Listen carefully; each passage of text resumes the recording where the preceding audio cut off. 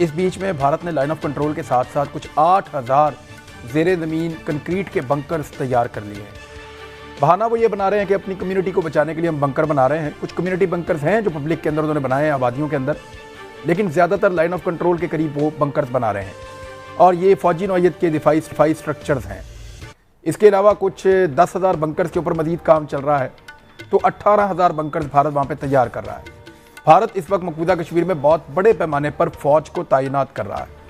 फ़ौजी बहुत बड़ी तादाद में वहाँ पहुँच रहे हैं। जो मकामी क़यादत है वो ये बता रहे हैं कि हमने इस तरह की नकलो हरकत कश्मीर में उस वक्त देखी थी जब 2019 में 5 अगस्त को भारत ने वहाँ का खसूसी स्टेटस ख़त्म कर दिया था कश्मीर का।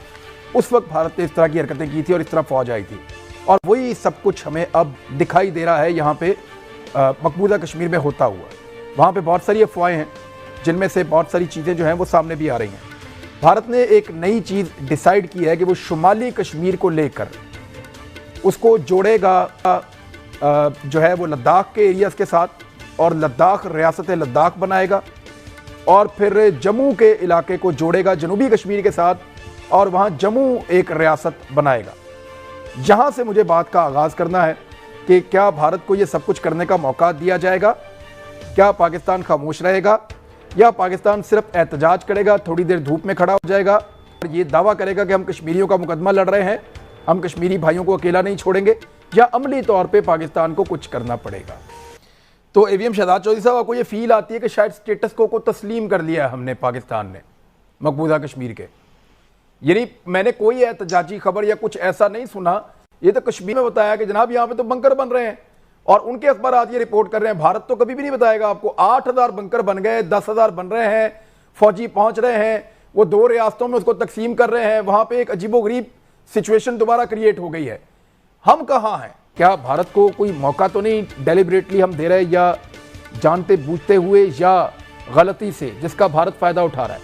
इसी तरह के स्ट्रक्चर जब भारत बना रहा था चाइना के खिलाफ लाइन ऑफ एक्चुअल कंट्रोल पे, तो चाइना ने उनको ताकत से रोक लिया था और उनको आगे नहीं बढ़ने दिया था और स्ट्रक्चर बनाने से मना कर दिया था।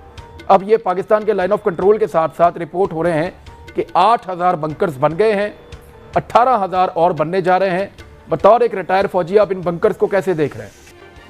इनमें सिवाय टाइम ज़ाया करने के और बयानात देने के और इसके अलावा मुख्तलिफ किस्म की जो स्ट्रेटेजिक बातचीत करने का, और तो हमने कुछ नहीं किया। बात हम जैसे लोग जो इन्होंने ये देखे हुए हालात है, मैं पहले दिन से आपसे कह रहा हूँ कि ये पाकिस्तान के ऊपर ओनस था कि जो स्टेटस को उसने पेश कर दिया था आपके पास एक फेट अकम्पली 5 अगस्त 2019 को, उसको अंडू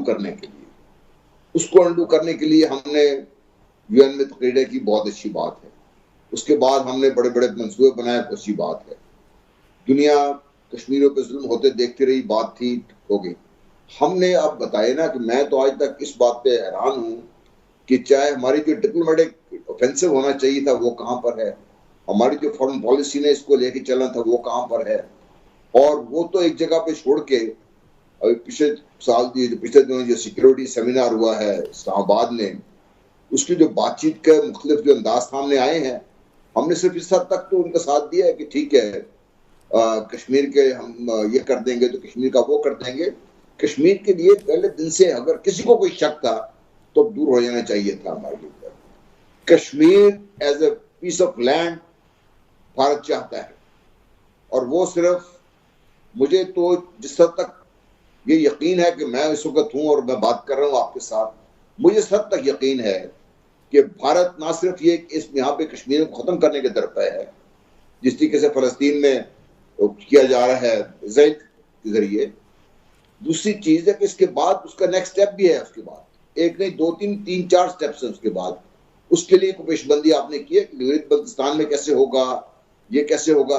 क्या हमने ये फैसला कर लिया कि हम इस तकसीम को इस वक्त मान लेंगे और फिर भारत इससे आगे चलेगा?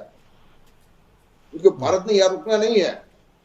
दुनिया में 2 रियासतें, भारत तो बलूचिस्तान को लेकर बातें करते हैं, वो आज़ाद कश्मीर को लेकर बात करते हैं, वो तो गिलगित बल्तिस्तान के ऊपर भी उनका क्लेम है, और वो ये कहते हैं कि वहाँ से अफगानिस्तान को, कि आप अफगानियों की ज़मीन है, ये सारी फाटा लड़ो बारियो अफगान, ये ऊपर नीचे सारा अफगान है।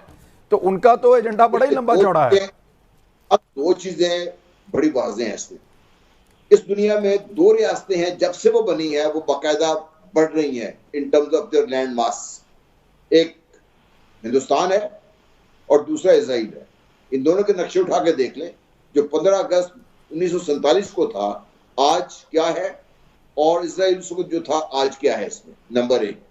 नंबर 2, उनके जो भी मंसूबे हैं आपने उनको किस हद तक, अगले दिन में ये बात सुन रहा था कि ये बात ही हो रही थी, अभी तालिबान ने भारत से बात करना शुरू कर दी है।